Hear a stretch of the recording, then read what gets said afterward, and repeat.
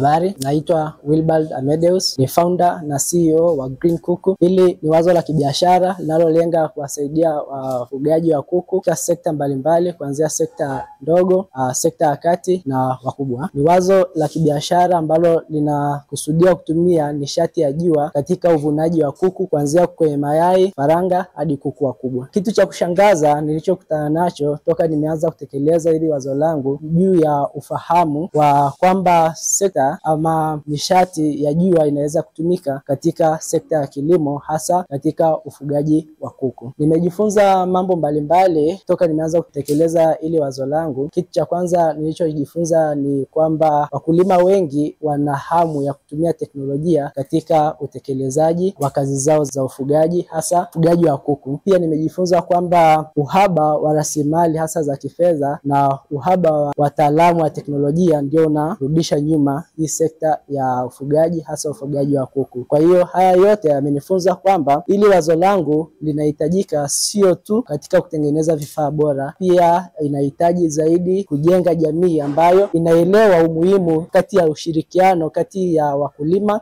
wadau wa teknolojia pamoja na taasisi za kifedha, ili kuendeleza maendeleo dumivu katika jamii yetu.